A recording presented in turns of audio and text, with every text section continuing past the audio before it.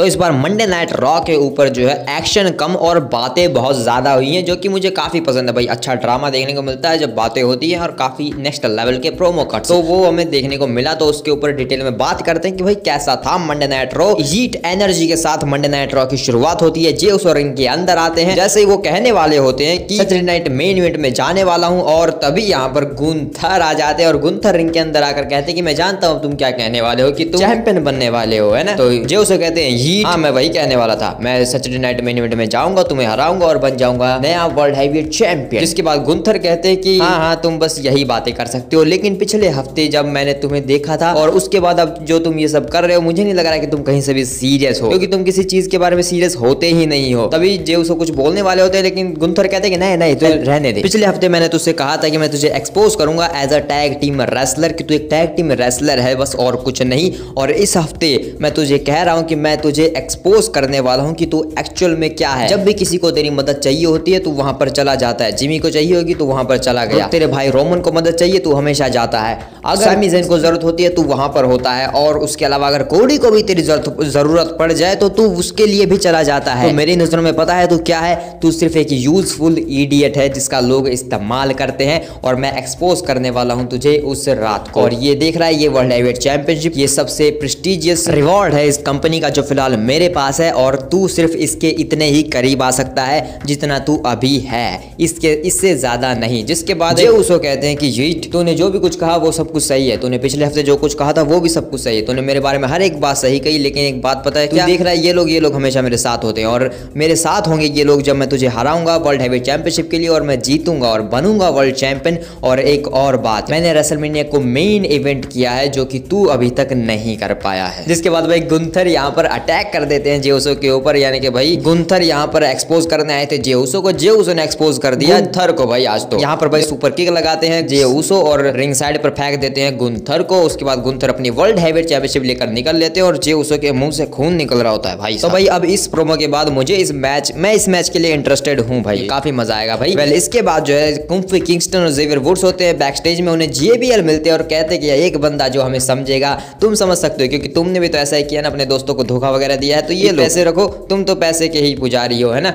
चलो इसके बाद JBL कहते हैं कि देखो मैं समझ रहा हूँ तुम्हारी गलती नहीं है, अब बिगी जो है उसके पास इतनी अच्छी बॉडी है, इतनी सारी मसल्स है, तो वो अपने आप ही लोगों को अट्रैक्ट कर लेता है, तुम उसमें पिस जाते हो तो क्या करे, तुम पीछे रह जाते हो। कोफी किंगस्टन और जेवियर वुड्स की यहाँ पर फिर से बेइज्जती हो जाती है, और वो कहते हैं कि ठीक है अब तो हम तुम्हें देख लेंगे बाद में। जिसके बाद JBL एंट्रेंस करते हैं, और वो इस मैच के लिए Rey Mysterio versus coffee Kingston के मैच के लिए यहाँ पर स्पेशल कमेंटेटर हैं यहाँ पर, इसलिए वो यहाँ पर बैठ जाते हैं। कोफी किंगस्टन अपनी एंट्रेंस करते हैं और वो यहाँ पर कहने लगते हैं कि तुम लोग घटिया हो, तुम लोग जो है हमेशा बार बार हमें करते रहते हो जिसके लिए जो हम डिजर्व नहीं करते हो, और ये पैसे मुझे वापस दो JBL, तुम इसके लायक नहीं हो। जिसके बाद ये लोग ऐसे ही करते करते वही अपने एंट्रेंस करते हैं, न्यू डे सक्स के नारे लग रहे होते हैं। उसके बाद घंटी बजती है और Rey Mysterio versus coffee Kingston का एक अच्छे तरीके से बढ़िया तरीके से मैच स्टार्ट होता है। लेकिन इस मैच के दौरान भाई जब रिंग साइड पर ये लोग कोफी किंगस्टन एक पावर बम ट्राई कर रहे थे, तो यहाँ पर भाई थोड़ा सा टाइप हो गया, मतलब भाई आजकल बॉचेस होते ही रहते हैं, ट्रिपल एच के में क्या ही करे। वेल इसके बाद रे मिस्टीरियो पलटवार करते हैं, रिंग के अंदर आने वाले होते हैं, लेकिन जेवियर वुड्स उन्हें पकड़ लेते हैं भाई, जिसका फायदा उठाते तो है कोफी किंगस्टन, लेकिन कुछ ज्यादा खास यहाँ पर होता नहीं है कुछ। उसके बाद कोफी किंगस्टन यहाँ पर पैराडाइज के लिए जाते हैं, लेकिन रे मिस्टीरियो 619 बजाने लगते हैं पलटवार करके। जिसके बाद जेवियर वुड्स फिर से इस मैच में इंटरफेयर करते हैं और रेफरी उन्हें बैन कर देते हैं रिंग साइड से। जिसके बाद रे मिस्टीरियो उसे एक पंच मारते हैं जेवियर वुड्स को, उसके बाद कोफी किंगस्टन को अपनी 619 बजाते हैं, लेकिन कोफी किंगस्टन जो है पलटवार कर देता है, अपनी नीज बीच में लगा देता है, और उसके बाद यहाँ पर SOS के लिए जाता है, तो रे मिस्टीरियो पलटवार करके रोल अप पिन करके इस मैच को जीतकर निकल लेते हैं। उसके बाद जेवियर वुड्स यहाँ पर अटैक कर देता है रे मिस्टीरियो के ऊपर, LWO यहाँ पर बचाने आता है, न्यू डे यहाँ से भाग जाती है, लेकिन भागकर वापस आती है और LWO के ऊपर अटैक करके फिर से भाग जाती है। भाई आजकल ये भाग ही रहे और क्या ही कर सकते हैं, लॉकर रूम के लीडर को धो दिया भाई, और क्या चाहिए। अब तो लॉकर रूम का लीडर बदलेगा ही बदलेगा, जो हम जानते हैं कौन होने वाला है, फिन बैलर। वेल शो के दौरान भाई, यानी कि शो जब स्टार्ट हो रहा रहा था तो वहां पर रिया रिप्ली आ रही थी और उनके ऊपर नाया जैक्स ने अटैक किया या फिर स्क्वॉश जैसे वो कहती है वो कर दिया उन्होंने रिया रिप्ली को। इसके बाद बेली का जो है इंटरव्यू हुआ था, कैथेकली इंटरव्यू लेती है और वहां पर बेली यहाँ पर अनाउंस करती है कि वो ऑफिशियली मंडे नाइट रॉ का पार्ट बन चुकी है, जहां पर वो बिलोंग करती है एनएक्सटी से। जब वो ट्रांसफर हुई थी तो वो सीधा मंडे नाइट रॉ पर आई थी, तो इसलिए वो अपने होम ब्रांड पर आकर काफी खुश हैं। और यहाँ पर वो एक और अनाउंसमेंट करते हैं, यहाँ पर वो अपने आप को रॉयल रंबल के लिए डिक्लेयर कर देती है। इसके बाद यहाँ पर फिर से नाया जैक्स आ जाती है और वो कहने लगती है रॉयल रंबल तू तो नहीं जीतने वाली क्योंकि उसे तो मैं जीतूंगी। और बेली कहते कि क्या तू फिर से वही करने आई है जो तू रिया रिप्ली के साथ किया तूने अभी। नाया जैक्स कहते हैं मैं तुझे रिंग में देखूंगी। जिसके बाद भाई शो के ऊपर नाया जैक्स वर्सेस बेली का मैच होने वाला है और रॉक्सिन प्रीज भाई फिर से यहाँ पर रिंग साइड पर मौजूद है। बेली अपनी एंट्रेंस करती है, शो के ऊपर ये मैच स्टार्ट होता है और रॉक्सिन प्रीज और बेली के बीच जो है बाहर बहस हो जाती है रिंग साइड पर। और वहां पर बेली यहाँ पर एक मुक्का मार देती है रॉक्सिन प्रीज को, उसके बाद चढ़ाने में लगती है बेली रॉक्सिन प्रीज को। उसके बाद नाया जैक्स बेली को लेकर टॉप पर चढ़ जाती है लेकिन टॉप से ही नीचे गिरती है खुद नाया जैक्स एक पावर बॉम्ब के जरिए। उसके बाद बेली यहाँ पर एक एल्बो ड्रॉप पे हिट करती है लेकिन कोई फायदा नहीं, किक आउट हो जाता है। जिसके बाद एंड में नाया जैक्स जो है समॉन ड्रॉप हिट करती है, एक सेंटोन बॉम्ब हिट करती है, देन अपना नाया लेटर फिनिशर हिट करके इस मैच को जीत जाती है नाया जैक्स। और बेली यहाँ पर फिर से हार जाती है, आजकल बेली को ज्यादा ही हार रही है। लेकिन फिर अचानक से यहाँ पर हिट होता है दिस इज माय ब्रूटैलिटी और रिया रिप्ली वापस आती है अपना बदला लेने के लिए। नाया जैक्स और रिया रिप्ली के बीच यहाँ पर ब्रॉल स्टार्ट हो जाता है काफी भयंकर और रिंग साइड पर जाते हैं। वहां पर अनाउंसर डेस्क भाई नया अनाउंसर डेस्क है वो टूटने ही वाला था भाई, काश शायद आज वो टूट सकता था भाई अगर नाया जैक्स उसे तोड़ना चाहती। लेकिन रिया रिप्ली यहाँ पर नाया जैक्स और सारे ऑफिशियल्स के ऊपर एक सेंटोन हिट कर देती हैं टेबल के ऊपर से ही। और उसके बाद टेबल के ऊपर चढ़कर अनाउंस करती है कि तू और मैं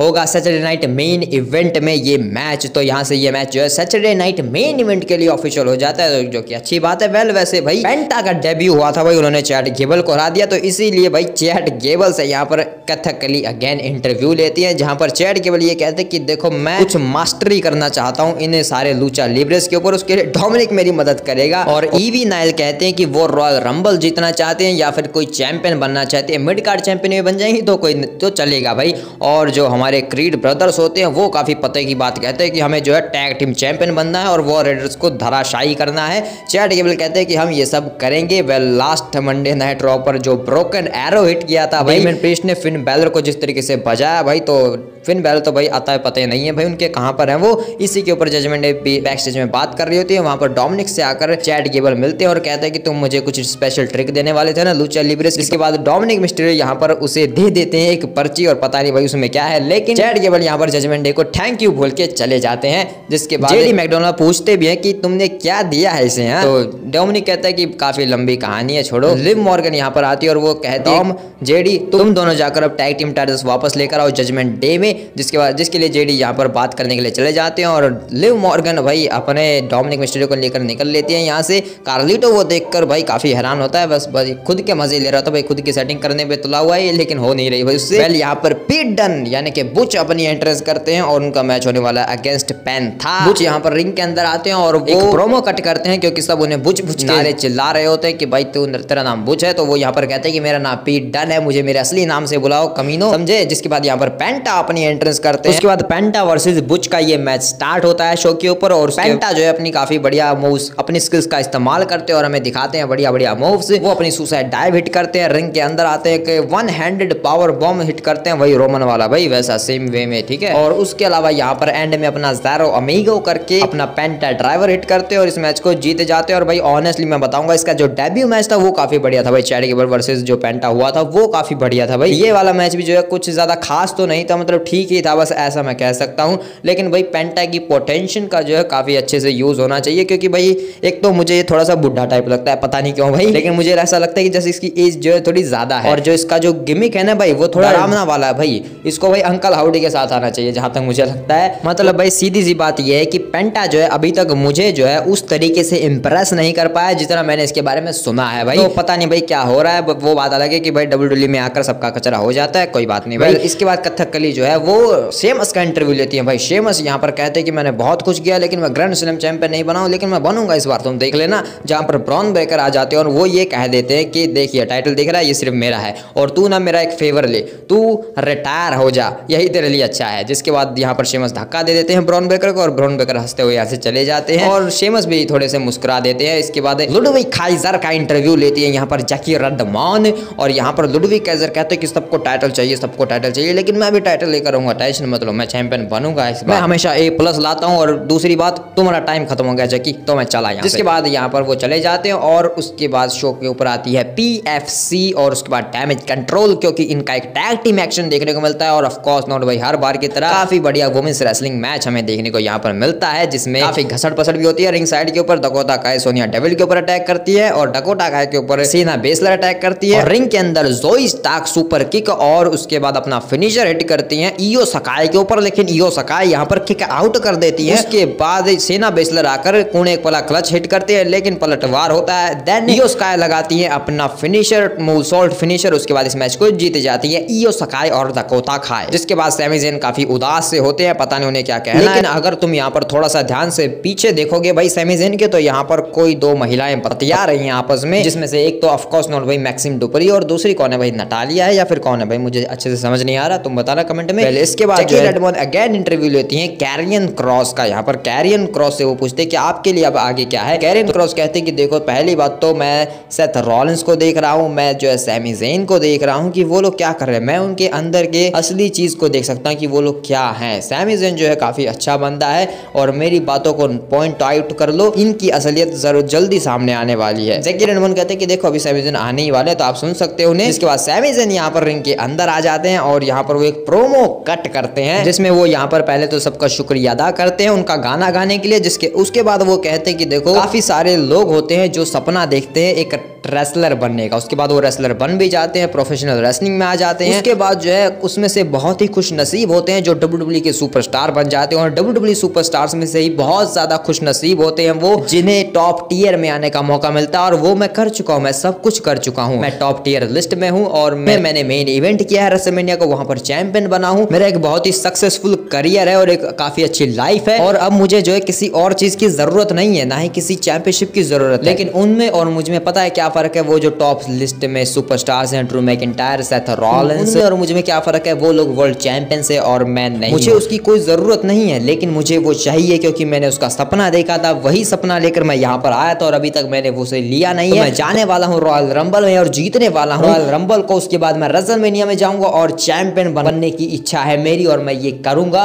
क्योंकि तुम लोग हमेशा मेरा साथ देते हो और इसमें भी दोगे। जिसके बाद यहाँ पर अचानक से भाई अनएक्सपेक्टेड चीज होती है, Kevin Owens finally Sami Zayn के सामने आ जाते हैं भाई। जिसके बाद सैमी ज़ेन ये कहते हैं कि करो जो तुम हमेशा करते हो, जो तुमने कोडी के साथ किया था करो मेरे साथ भी वो। जिसके बाद केविन ओवेंस कहते हैं कि नहीं नहीं तुम गलत समझ रहे हो, मैं यहाँ पर वो करने नहीं आया हूँ, और कोडी को अपने आप से कंपेयर मत करो, कोडी में और तुम में बहुत फर्क है। कोडी ने जिस तरीके से रोमन से टीम अप किया वो चीज अलग है, और तुमने जिस तरीके से उसके साथ टीम अप किया वो चीज अलग है। तुम्हारी और रोमन की काफी हिस्ट्री है, जैसे कि तुम्हारी और मेरी काफी हिस्ट्री है, और क्योंकि तुम एक अच्छे इंसान हो इसलिए तुमने जो है मुझे भी माफ किया था, रोमन को माफ किया था। काफी अच्छे इंसान हो, मैं जानता हूँ तुम ऐसे ही हो, तुम हमेशा सबको माफ कर देते हो। लेकिन मैं सिर्फ तुमसे इतना ही कहना चाहता हूँ कि हमने काफी कुछ साथ में किया, और मैं जानता हूँ तुमने अभी कहा कि तुम रॉयल रंबल जीतोगे, तो मैं जानता हूँ तुम वो कर लोगे, तुम वो कर सकते हो, क्योंकि मैं जानता हूँ, क्योंकि मेरा दोस्त जो है सिर्फ तू है, यहाँ पर और कोई नहीं है इस पूरे इंडस्ट्री में जो मेरा इतना अच्छा दोस्त हो, जिसके साथ मैं इतना ज्यादा क्लोज हूँ, सिर्फ तू है। और इसीलिए मैं जानता हूँ कि तू जीतेगा वो रॉयल रंबल और चैंपियनशिप के लिए आएगा।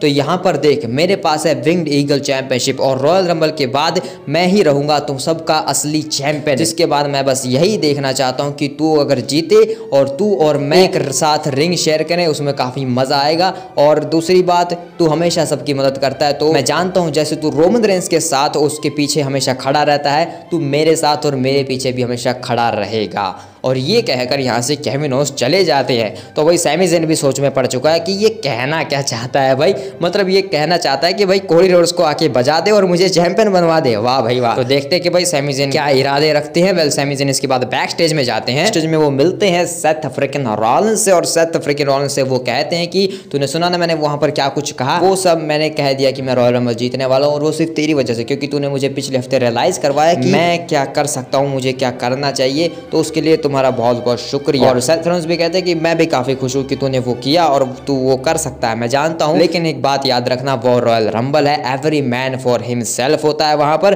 तो वहां पर जो है अब जब हम दोनों आमने सामने आएंगे तो किसी न किसी को तो कोई ना कोई थ्रो करना ही पड़ेगा। तो सैमी ज़ैन कहते हैं कि हाँ देख लेंगे कौन किसको फेंकेगा रिंग से बाहर। तो यहाँ पर भाई काफी हंसी मजाक इनका चलता है भाई। और उसके बाद सैमी ज़ैन यहाँ से चले जाते हैं। सेथ रॉलिंस अपने मैच के लिए रेडी हो रहे होते हैं, लेकिन यहाँ पर पीछे देखने को मिलता है भाई, पता है कौन, कैरियन क्रॉस।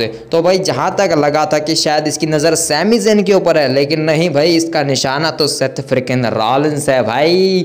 वेल इसके ऊपर बात करेंगे भाई। यहाँ पर फिर सीएम पंक आते हैं भाई, वो भी सिर्फ अपना इंटरव्यू देने के लिए, पूरी एंट्री भी कर लेते हैं, वाह भाई। तो यहाँ पर जैकी रेडमैन को वो इंटरव्यू देते हैं और उनसे पूछा जाता है कि वो क्या करने वाले, तो वो सिंपली वही बातें कहते हैं कि वो रॉयल रंबल जाने वाले हैं, जीतने वाले हैं। और तुमने बात की कि यहाँ पर कौन कौन वहां पर होने वाला है, तुम बात कर रहे हो रोमन रेंस की, तो सुनो, मेरी जरूरत पड़ी थी अपने फैमिली बिजनेस को हैंडल करने के लिए। तुम बात कर रहे हो जॉन सीना की, तो मैं नहीं देख रहा कि जॉन सीना मुझे यहाँ से कहीं उठाकर फेंकने वाला है। तुम बात कर रहे हो सेथ रॉलिंस की, उसके बारे में बात करनी ही किसे है। तुम बात कर रहे हो ड्रू मैकिंटायर की, उसे मैं पहले ही जो है धूल में मिला चुका हूं। तुम बात करो सैमी ज़ैन की, जिसने अभी अभी अपने आप को अनाउंस किया, तो वो मेरे लेवल का नहीं है। अंडर एस्टिमेट कर दिया भाई सैमी ज़ैन को, वाह भाई वाह। तो और सबसे बड़ी बात, अगर तुम वहां पर हल्क होगन को भेजोगे तो मैं उस बुढ़े को भी जो है रिंग से बाहर फेंक कर उस रॉयल रंबल को जीतने वाला हूं, क्योंकि यही मैं करता हूं। मैं हूं सीएम पंक, ये सब मेरा नारा लगाते हैं क्योंकि मैं बेस्ट इन द वर्ल्ड हूं। देन यहाँ पर सीएम पंक के चैंट्स लगते हैं, तो भाई अच्छी बात है। वेल भाई काफी बेहतरीन प्रोमो कट किया था यहाँ पर सीएम पंक ने। इसके बाद भाई ड्रू मैकिंटायर भी रेडी हो रहे हैं अपने मैच के लिए, और यहाँ पर एक काफी बढ़िया सी हाइप क्लिप दिखाई जाती है कि रेसलमेनिया में कैसे ड्रू मैकिंटायर ने हराया। उसके बाद सेथ रॉलिंस जो है वापस आया,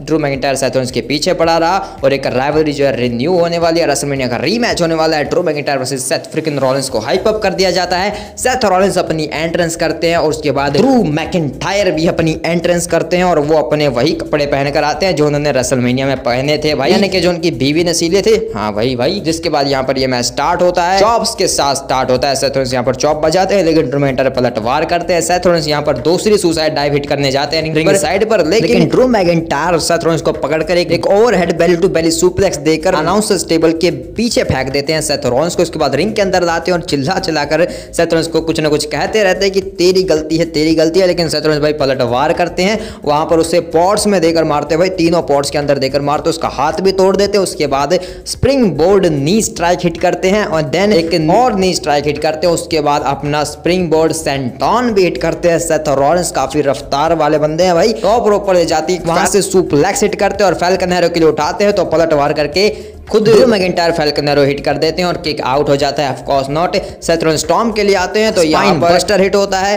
ड्रू मैकिंटायर यहाँ पर पावर बम का ट्राई करते हैं, लेकिन सेथ रॉलिंस पलटवार करके सुपर किक और फाइनली फैल्कन एरो हिट करते हैं। पिन होता है बट किक आउट। उसके बाद फ्यूचर शॉक डीडीटी, उसका रिवर्सल भाई, देन उसका भी रिवर्सल, तो यहाँ पर क्लोज लाइंस पे क्लोज लाइन बजाते हैं। देन सेथ रॉलिंस यहाँ पर STF हिट कर देते हैं भाई, जॉन सीना का जो सबमिशन मूव है वो वाला। उसके बाद सेथ रॉलिंस पगला जाते हैं और कहने लगते हैं कि बेवकूफ तू, मैं नहीं देना चाहता तेरा साथ, लेकिन ड्रू मैकिंटायर यहाँ पर फ्यूचर शॉक डीडीटी हिट करते हैं और फिर उसके बाद समझाने की कोशिश करते हैं ड्रू मैकिंटायर सेथ रॉलिंस को कि देख तू समझता नहीं है, हमारा एम एक है, हम सब एक साथ हो सकते हैं, लेकिन तू है कि घटिया इंसान। यहाँ पर सेथ रॉलिंस भाई पलटवार करके एक रोल अप पिन करके इस मैच को जीत जाते हैं भाई, जिससे ड्रू मैकिंटायर काफी फ्रस्ट्रेटेड होते हैं। उसके बाद वो धोने लगते हैं सेथ रॉलिंस को, लेकिन यहाँ पर क्लेम और हिट होती है एंड में, और ड्रू मैकिंटायर अगेन यहाँ पर मारने के लिए जाते हैं, और भाई यहाँ पर कुछ पुराने मोमेंट्स वो याद दिला देते हैं। ऐसा सेम उन्होंने जो है रोमन रेंस के साथ किया था बिग डॉग टाइम एरा पर। तो यहाँ पर वो पॉट के सामने रख देते हैं सेथ रॉलिंस को और क्लेमोर के लिए जाने वाले होते हैं, लेकिन सैमी ज़ैन यहाँ पर आकर बचा लेते हैं। लेकिन बाद में ड्रू मैकिंटायर सैमी ज़ैन को भी साइड कर देते हैं और रिंग के अंदर जाते हैं। सेथ रॉलिंस को फिर से पकड़ लेते हैं भाई, दबोच लेते हैं पूरी तरीके से मैं कहूंगा,